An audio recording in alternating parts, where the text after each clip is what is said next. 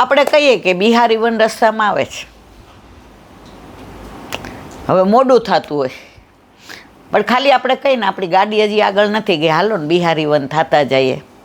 ત્યાં ગાયો એવી છે ને, ત્યાં તમે નામ જો ને યમુના એટલે યમુના જ આવે, તમે કહો ને ગંગા એટલે ગંગા જ આવે. એટલે મને બિહારી વન ગમે. મોડું થતું હોય તો લઈ જાય. એટલે પૈસા તો બધા જ લેશે તો જ ટ્રાવેલમાં, પણ અમને આનંદ એ વાતનો છે કે પુષ્ટિ માર્ગીય રીતે દરેક સ્થળમાં ક્યારેય અમને ના ન પાડે, એટલે અમે એની ભેગા જઈએ છીએ. બાકી હું કાંઈ મારે એટલા ફોન આવે ને, તમે ટૂર મેનેજમેન્ટ કરો તો અમને લઈ જાજો, એ બાપા હું નથી કરતી. હવે વાત કરતા હતા આપણે પાટોત્સવની, કે મારા ઠાકોરજીનો પાટોત્સવ કસુંબા છઠનો, તમારા બધાનો અલગ અલગ. હવે નંદ ઉત્સવ ક્યારે મારવાલા? બોલો તો ખરા. નોમનો નંદ ઉત્સવ, બરાબર. તો ઠાકોરજી તો પ્રગટ્યા રાતના 12 વાગે, નંદ ઉત્સવ 9નો.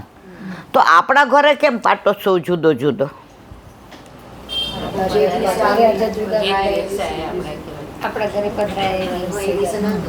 હવે સમજાવું. પેલા પાટોત્સવનું એક ગાય તો લઈએ.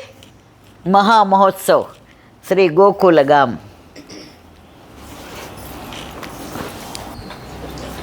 શ્રી ગોવર્ધન મહામહોત્સવ શ્રી ગોકુલ ગામ. મહામહોત્સવ શ્રી ગોકુલ ગામ. મહામહોત્સવ શ્રી ગોકુલ ગામ. મહામહોત્સવ શ્રી ગોકુલ ગામ. પ્રેમ મુદિત યુવતી જસ ગાવત. પ્રેમ મુદિત યુવતી જસ ગાવત. તારો રોગ જુદો જુદો જ, આ રાગમાં ગાતો.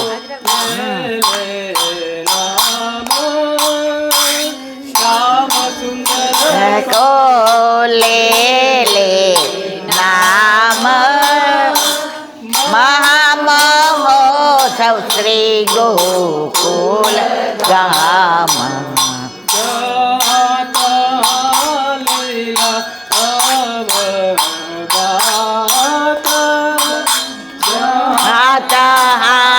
મિલ આવત રાત.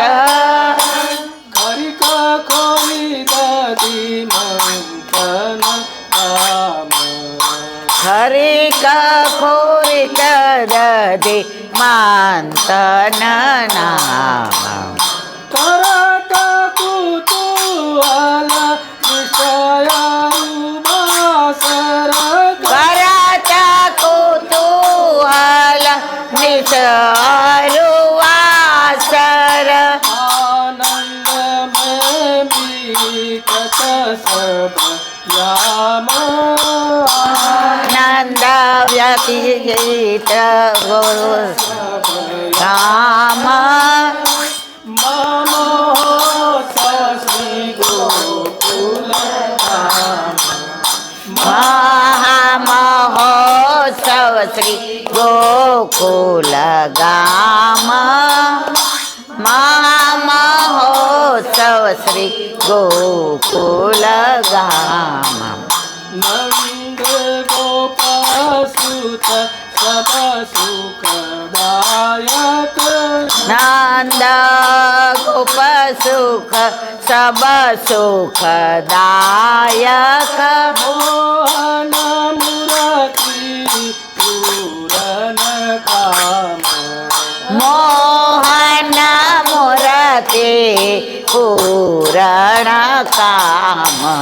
ચત્રભુજ પ્રભુ ગિરિધર આનંદ નિધિ. ચત્રભુજ પ્રભુ આનંદ નિધિ. રૂપ શુભ વિરામ. નખ શિખ સુખ પખ બાભીરામ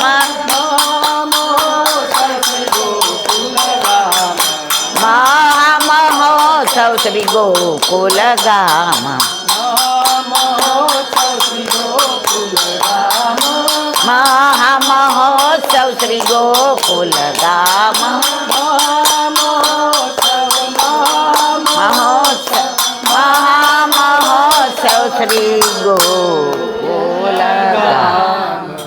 બાલકૃષ્ણ લા નંદ યશોદા લા તો બધાના ઘરે બધાના માથે બિરાજતા ઠાકોરજીનો પાટોત્સવ અલગ અલગ, આનો અલગ, આનો અલગ, આનો અલગ, બધાનો અલગ અલગ. હવે એનું કારણ કરોડો જન્મોથી ઠાકોરજીથી આપણે વિખૂટા પડ્યા છે. ઠાકોરજી આપણને ભૂલ્યા નથી, પણ આપણે અહીંયા આવ્યા દેવી કિહિવિદ જાની જાય એક સમય ચિંતા ચિત આઈ દેવી કિહિવિદ જાની જાય. આ બધામાં ચરસણી થઈ ગયા, પ્રવાહી બની ગયા, મર્યાદાવાળાય થઈ ગયા. કોઈ એમ કે હાલો ને અંબાજીની આરતી થાય છે, હાલો. વળી સોમવારે કોક કે હાલો ને, એ કે બીલીપત્ર ચડાવવા હાલો. વળી કોઈ કે અમારી કીટી પાર્ટીમાં બહુ મજા આવે, લસણિયા બટેકાના ભજીયા બનાવે, હાલો હાલો. આપણે આપણા સ્વરૂપને ભૂલી ગયા છે. આપણે કોના છીએ? પણ પ્રભુ ભૂલ્યા નથી, એને આપણી યાદ બહુ આવે છે. હવે જોયું, કોઈનું સામર્થ્ય નથી કે આ બધા જીવનો હાથ પકડીને દેવી જીવને શોધીને મારા હાથમાં આપે. ત્યારે ગોલોકમાં વલ્લભનું પ્રાગટ્ય થયું. કેવી રીતે તમે બધા જાણો છો, એટલે હવે મારે આમાં કાંઈ વિવરણ કરવું નથી. ત્યારે ઠાકોરજી વલ્લભને પૂછ્યું, વલ્લભ, વલ્લભ એટલે પ્રિય, જેટલા પ્રિય સામનેજીના એટલા જ પ્રિય ઠાકોરજીના. વલ્લભ, મારા દેવી જીવો કરોડો જન્મોથી વિખૂટા પડ્યા છે. હવે એના વિના મારાથી રહેવાતું નથી, પણ એ મને ભૂલી ગયો છે. તો વલ્લભ, તમે એક એક દેવી જીવને શોધીને મારા હાથમાં આપશો? વલ્લભે કીધું, હા, પણ મારી શરત છે. શું? આપ પણ મારી સાથે ભૂતલ પર. એનું પ્રગટ પ્રમાણ ક્યાં આપ્યું? જે દિવસે વલ્લભનું પ્રાગટ્ય થયું એ દિવસે કોનું થયું? જો થયું ને મારા વાલા, સાથે પધારે ને. કોના માટે બે શ્રમ લીધો ભૂતલ પર?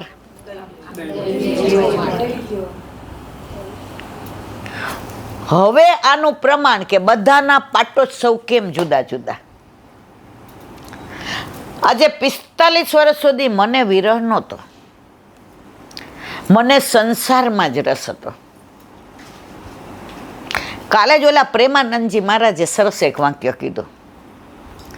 એ કે આપણે બધાય જાણીએ છીએ મૃત્યુ નજીક છે, નક્કી છે, છતાંય પૈસો ભેગો કરીએ છીએ, છતાંય પુત્રને પ્રેમ કરીએ છીએ, પુત્ર વધુને કરીએ છીએ, પ્રતિષ્ઠા ગમે છે. ખબર છે આ ભેગું નથી આવવાનું, પણ જીવીએ છે એવી રીતે જાણે અમર પટ્ટો લખાવીને આવ્યા છીએ. તો આપણે બધા ભૂલી ગયા હતા. તો મારા ઠાકોરજીનો પાટોત્સવ કસુંબા છઠનો કેમ? તો 45 વર્ષથી હું ઠાકોરજીને એવી રીતે યાદ નહોતી કરતી. હું કેવી રીતે કરતી? ગળામાં કંઠી હતી. બધાય પૂછે કેવા? અમે વૈષ્ણવ. અને એવું ગૌરવ કરીએ ને જાણે કેટલું કરતા હોઈએ. ફક્ત દર્શન કરવાના મંગળાના અને રાજી રહેવા. મારે રોજ મંગળા તો કરવાના જ. બેન કોના માટે કરસ? હવે ઠાકોરજીએ જોયું કે આને વિરહ નહીં થાય ત્યાં સુધી મને એના ઘરે પધરાવશે. બ્રહ્મ સંબંધ તો 4 વર્ષના હતા ત્યારથી લીધું હતું. પ્રભુએ પછી એવો વિરહ કરાવ્યો કે મારો વિરહાગ્નિ અને ઠાકોરજીનો વિરહાગ્નિ બે ભેગો થયો. સમજાય છે બધાને? મારો વિરહાગ્નિ કરોડો જન્મોથી પ્રભુથી વિખૂટા પડેલા અને પ્રભુનો વિરહાગ્નિ તો આપણે છૂટા પડ્યા ત્યારનો જ છે. એ બે ભેગો થયો. એમાંથી જે સ્વરૂપ જે દિવસે પ્રગટ થયું અને પુષ્ટ થઈને આપણા ઘરે આવ્યું એ આપણો પાટોત્સવ. સમજાયું બધાને? એટલે બધાના પાટોત્સવ અલગ અલગ. હવે આ છોકરી નાની જ પરણીને આવી ત્યારે તરત ઠાકોરજી લઈને આવી. કેમ? એનો વિરહ નાનપણમાં પરાકાષ્ઠાએ પહોંચી ગયો. અને નવનીત પ્રિય જેમ એક જસુબા આવે છે, ઓળખો છો બધાય? ઓળખો છો? હવે 70 વર્ષે સત્સંગ સાંભળે ને મારી પાસે રોવા માંડ્યા. હું કીધું શું થયું? એ કે ઠાકોરજી પુષ્કર આવે જ પણ હવે હું તો હાવ કાંઠે બેઠી છું.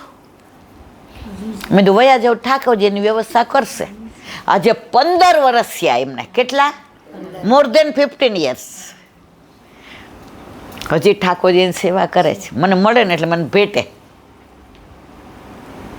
ઓળખો છો ને બધા? સાચી વાત છે ને? ખોટી નથી કરતી ને?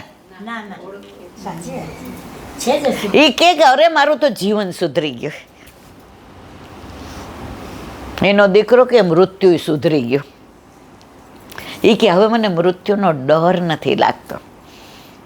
હવે મને જમરાજા થોડા લેવા આવવાના છે. હવે તો મારો નાથ લેવા આવવાનો છે. કેટલી દ્રઢતા આવી ગઈ.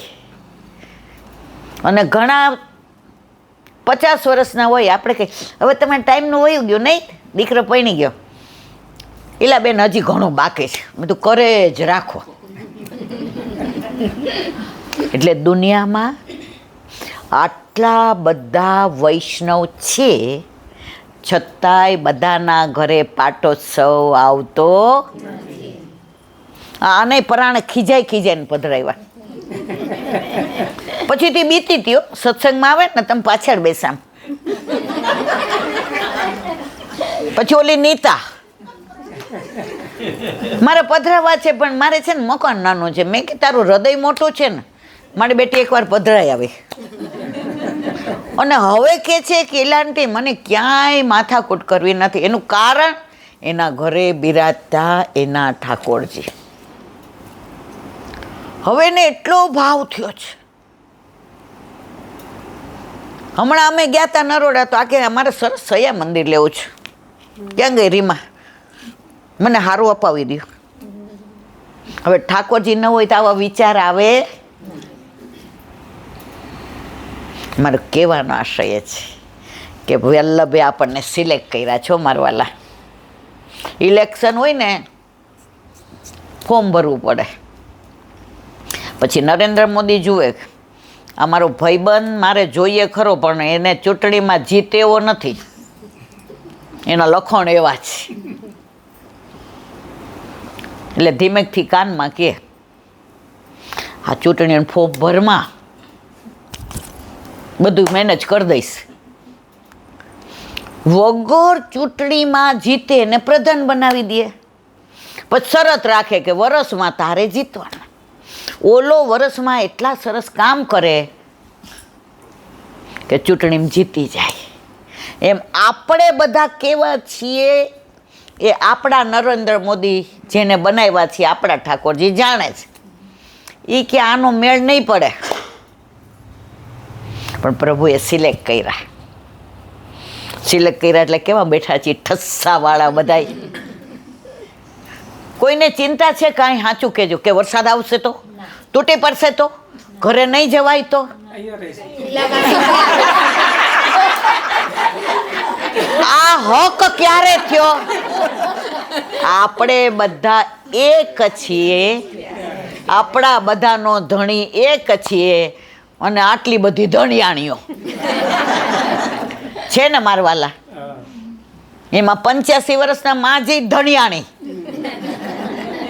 અને આ 44 વર્ષની છોકરી ધણી. પણ આમાં ઉંમરને બાદ નથી. ઓલા પુરુષોત્તમદાસ શેઠ ઘરડા થયા ને એટલે એના દીકરાએ કીધું, બાપા હવે હું સેવામાં આવીશ, તમારી ઉંમર થઈ. એને સારું ન લાગ્યું.